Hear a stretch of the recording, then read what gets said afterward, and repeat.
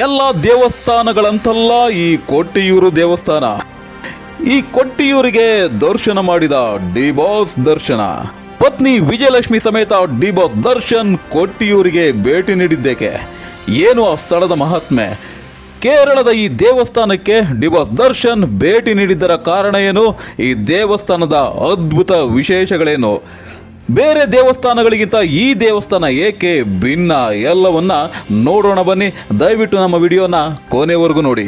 ಈ ವಾರ ದರ್ಶನ್ ರವರು ಕೇರಳದ ಒಂದು ವಿಶೇಷ ದೇವಸ್ಥಾನಕ್ಕೆ ಭೇಟಿ ನೀಡಿದ್ರು. ಪತ್ನಿ ವಿಜಯಲಕ್ಷ್ಮಿಯೊಂದಿಗೆ ಕೇರಳದ ಕೊಟ್ಟಿಯೂರು ದೇವಸ್ಥಾನಕ್ಕೆ ಭೇಟಿ ನೀಡಿದ್ದರು ಡಿ ಬಾಸ್.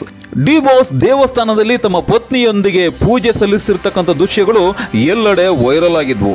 ಇಲ್ಲಿ ಕೇವಲ ದರ್ಶನ್ ಮಾತ್ರ ಸುದ್ದಿ ಆಗಲಿಲ್ಲ. ದರ್ಶನ್ ಭೇಟಿ ಮಾಡಿದ ಕಾರಣಕ್ಕೆ ಆ ಕೇರಳದ ಕೊಟ್ಟಿಯೂರು ದೇವಸ್ಥಾನವೂ ಸಹ ಕರ್ನಾಟಕದಲ್ಲಿ ಫೇಮಸ್ ಆಗಿಬಿಡ್ತು. ಕನ್ನಡಿಗರು ಈ ಕೊಟ್ಟಿಯೂರು ದೇವಸ್ಥಾನ ಏನು, ಅದರ ಅದ್ಭುತಗಳೇನು ಅಂತ ಸರ್ಚ್ ಮಾಡಕ್ಕೆ ಸ್ಟಾರ್ಟ್ ಮಾಡಿದ್ರು. ಈ ಕೊಟ್ಟಿಯೂರು ದೇವಸ್ಥಾನ ಮಾಮೂಲಿ ಎಲ್ಲ ದೇವಸ್ಥಾನಗಳಂತೆ ಅಲ್ಲ. ಕೇರಳದ ಕಣ್ಣೂರು ಜಿಲ್ಲೆಯ ಬೆಟ್ಟಗುಡ್ಡಗಳ ಮಧ್ಯೆ ಅಂಕುಡೊಂಕಾಗಿ ಹಚ್ಚ ಹಸಿರ ಪ್ರಕೃತಿ ಮಧ್ಯೆ ಸಾಗುವ ರಸ್ತೆಯಲ್ಲಿ ಪ್ರಯಾಣಿಸಿದ್ರೆ ಕೊಟ್ಟಿಯೂರು ದೇವಸ್ಥಾನ ಸಿಗುತ್ತೆ. ಇಲ್ಲಿ 2 ದೇವಸ್ಥಾನಗಳಿವೆ. ಒಂದು ಇಕ್ಕರೆ ಕೊಟ್ಟಿಯೂರು ಮತ್ತಿನ್ನೊಂದು ಅಕ್ಕರೆ ಕೊಟ್ಟಿಯೂರು. ಇಕ್ಕರೆ ಕೊಟ್ಟಿಯೂರು ವರ್ಷದ 11 ತಿಂಗಳು ತೆರೆದಿರುತ್ತೆ. ಆದರೆ ಅಕ್ಕರೆ ಕೊಟ್ಟಿಯೂರು ವರ್ಷದಲ್ಲಿ ಕೇವಲ 28 ದಿನಗಳು ಮಾತ್ರ ತೆರೆದಿರುತ್ತದೆ. ಈ ಅಕ್ಕರೆ ಕೊಟ್ಟಿಯೂರಿಗೆನೆ ಡಿ ಬಾಸ್ ದರ್ಶನ್ ಭೇಟಿ ನೀಡಿರೋದು. ಇದು ಮೂಲತಃ ಮುಕ್ಕಣ್ಣ ಶಿವನ ಆಲಯ. ಜೊತೆಗೆ ಇಲ್ಲಿ ಶಿವನ ಜೊತೆ ಆತನ ಪತ್ನಿ ಪಾರ್ವತಿಯ ಮತ್ತೊಂದು ಅವತಾರ ಎಂದು ನಂಬಲಾಗುವ ಸತಿದೇವಿ ಅಥವಾ ದಾಕ್ಷಾಯಿಣಿ ದೇವಿ ಮತ್ತು ಬ್ರಹ್ಮ ಹಾಗೂ ವಿಷ್ಣುವನ್ನು ಇಲ್ಲಿ ಆರಾಧಿಸಲಾಗುತ್ತದೆ. ಆದರೆ ಪ್ರಮುಖವಾಗಿ ಇಲ್ಲಿ ಶಿವನೇ ಆರಾಧ್ಯ ದೈವ. ವೈಶಾಖ ಮಾಸದಲ್ಲಿ ಮಾತ್ರ ದೇಗುಲ ಓಪನ್. ಈ ದೇವಾಲಯಕ್ಕೆ ಯಾವುದೇ ಶಾಶ್ವತ ರಚನೆಗಳಿಲ್ಲ, ಅಂದ್ರೆ ಕಟ್ಟಡಗಳಿಲ್ಲ. ಪ್ರತಿ ವರ್ಷ ವೈಶಾಖ ಮಾಸ ಯಾವಾಗ ಬರುತ್ತದೋ ಆ ಮಾಸದಲ್ಲಿ ಮಾತ್ರ ಈ ದೇವಸ್ಥಾನ 28 ದಿನಗಳ ಕಾಲ ಭಕ್ತರಿಗೆ ಮುಕ್ತವಾಗಿರುತ್ತದೆ. ವರ್ಷದ ಉಳಿದ ಎಲ್ಲ ದಿನಗಳಲ್ಲಿ ಇಲ್ಲಿ ಯಾರಿಗೂ ಪ್ರವೇಶವಿಲ್ಲ. ಆ ಸಂದರ್ಭ ಇಲ್ಲಿ ಗಿಡಗಂಟಿಗಳು ಬೆಳ್ಕೊಳ್ತವೆ. ಮತ್ತು ಮುಂದಿನ ವರ್ಷ ವೈಶಾಖ ಮಾಸ ಬಂದಾಗ ಇಲ್ಲಿಗೆ ಆಗಮಿಸುವ ಕೇರಳದ ಕೆಲವು ನಿರ್ದಿಷ್ಟ ಸಮುದಾಯದ ಜನರು ಇಲ್ಲಿ ಎಲ್ಲವನ್ನ ಸ್ವಚ್ಛ ಮಾಡಿ ತೆಂಗಿನ ಗರಿಗಳ ತಾತ್ಕಾಲಿಕ ದೇವಸ್ಥಾನ ನಿರ್ಮಿಸ್ತಾರೆ. ಈ ದೇವಸ್ಥಾನದ ಒಳಗಡೆ ದೀಪ ಹಚ್ಚುತ್ತಾರೆ. ಅಲ್ಲೊಂದು ಉದ್ಭವ ಶಿವಲಿಂಗ ಇದ್ದು ಅದರ ದರ್ಶನವನ್ನ ಜನರು ಪಡಿತಾರೆ. ಈ ದೇವಾಲಯ ದಟ್ಟ ಅರಣ್ಯ ಮತ್ತು ಬೆಟ್ಟಗುಡ್ಡಗಳ ಮಧ್ಯೆ ಇದೆ.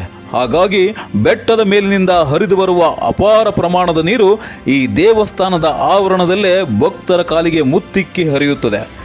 ಹಾಗಾಗಿ ಭಕ್ತರು ಕೂಡ ಈ ತಣ್ಣಗಿನ ನೀರಲ್ಲಿ ಹೆಜ್ಜೆ ಹಾಕುತ್ತಾ ಶಿವನ ದರ್ಶನ ಪಡೆದು ಪುನೀತರಾಗುತ್ತಾರೆ. ಬಾವಲಿ ನದಿಯಲ್ಲಿ 3 ಬಾರಿ ಮುಳುಗೆದ್ದು ಭಕ್ತರು ದೇವಸ್ಥಾನದತ್ತ ಹೆಜ್ಜೆ ಇಡ್ತಾರೆ. ಈ ಕ್ಷೇತ್ರದಲ್ಲಿ ಏನೋ ವಿಶೇಷತೆ, ಸೆಳೆತ, ಶಕ್ತಿ. ಬೆಳಿಗ್ಗೆ 5 ಗಂಟೆಯಿಂದ ಈ ದೇವಸ್ಥಾನ ರಾತ್ರಿ 10 ಗಂಟೆಯವರೆಗೂ ತೆರೆದಿರುತ್ತದೆ. ದಿನಕ್ಕೆ 1 ಲಕ್ಷಕ್ಕೂ ಅಧಿಕ ಮಂದಿ ಭಕ್ತರು ಇಲ್ಲಿಗೆ ಆಗಮಿಸ್ತಾರೆ. ಒಟ್ಟು 28 ದಿನಗಳಲ್ಲಿ 30 ಲಕ್ಷಕ್ಕೂ ಅಧಿಕ ಭಕ್ತರು ಈ ದೇವಸ್ಥಾನಕ್ಕೆ ಭೇಟಿ ನೀಡುತ್ತಾರೆ. ಆದರೂ ಸಹ ಎಲ್ಲಿಯೂ ಗಜಿಬಿಜಿ, ಅವ್ಯವಸ್ಥೆ ಇಲ್ಲ, ಆಯಾಸ ಇಲ್ಲ. ಎಲ್ಲವೂ ಸುಸೂತ್ರವಾಗಿ ನೆರವೇರುತ್ತದೆ.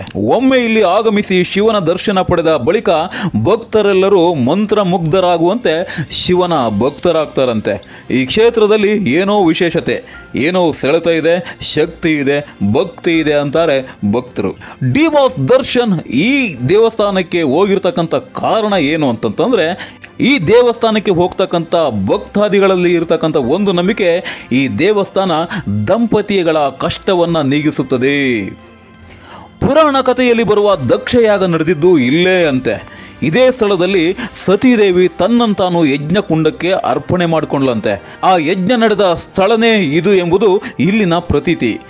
ಈ ಯಾಗದ ಬಳಿಕ ಶಿವ ತನ್ನ ಪತ್ನಿಗೆ ಆದಂತಹ ಸಂಕಷ್ಟ ಮತ್ತು ಅದರಿಂದ ತನಗಾದ ನೋವು ಜಗತ್ತಿನಲ್ಲಿ ಇನ್ಯಾರಿಗೂ ಬರಬಾರದು.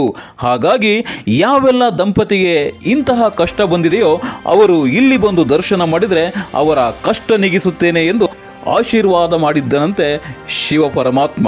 ಹಾಗಾಗಿ ಡಿ ಬಾಸ್ ದರ್ಶನ್ ಮತ್ತು ಅವರ ಪತ್ನಿ ವಿಜಯಲಕ್ಷ್ಮಿ ದರ್ಶನ್ ರವರು ಈ ದೇವಸ್ಥಾನಕ್ಕೆ ಭೇಟಿ ನೀಡಿದ್ದಾರೆ ಅಂತ ಹೇಳಲಾಗ್ತಾ ಇದೆ.